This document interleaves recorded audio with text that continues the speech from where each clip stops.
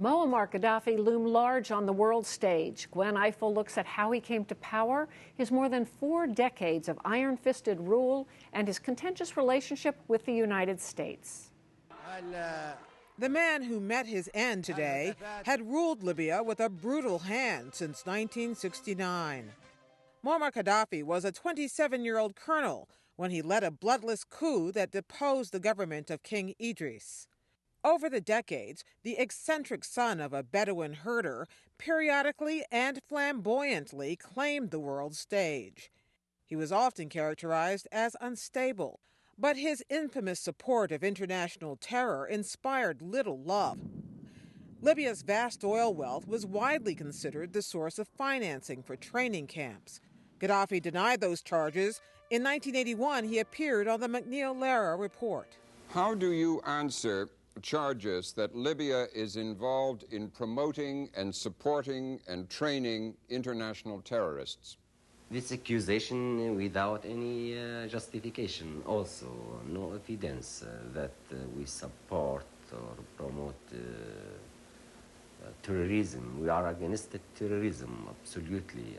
In that same interview, he chastised Washington after his diplomats were expelled by the Reagan administration.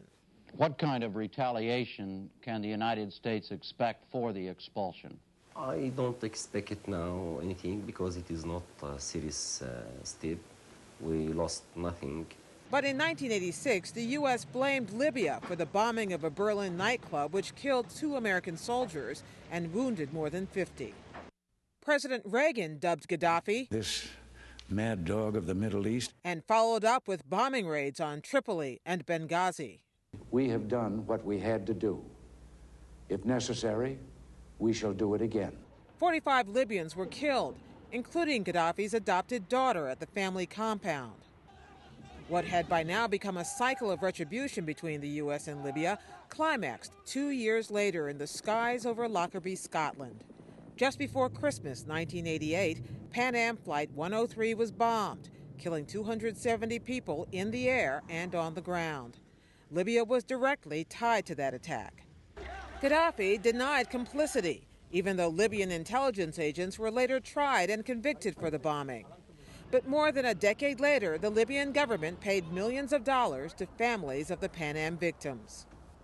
And in 2003, just days after the capture of Saddam Hussein, Gadhafi made another important overture to the West. Today in Tripoli, the leader of Libya, Colonel Moammar Gadhafi, publicly confirmed his commitment to disclose and dismantle all weapons of mass destruction programs in his country. That decision paved the way for renewed diplomatic relations between the U.S. and Libya.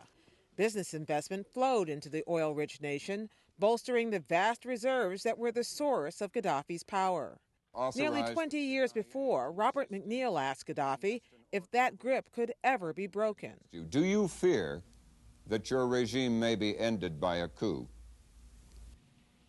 I am not afraid, and it is not my regime. It is people of the regime.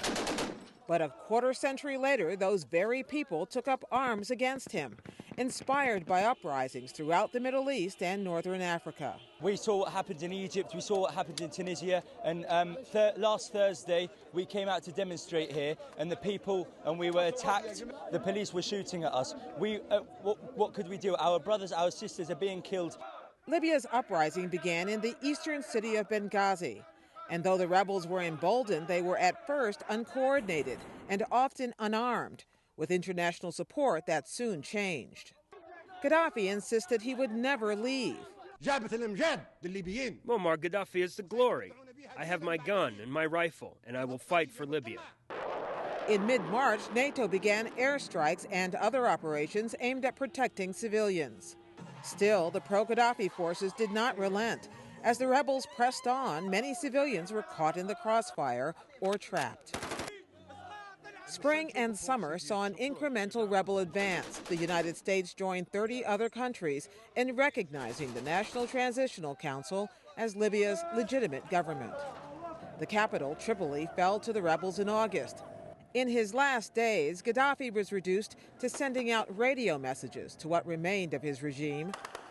Now, 8 months after the revolt began, that regime is no more.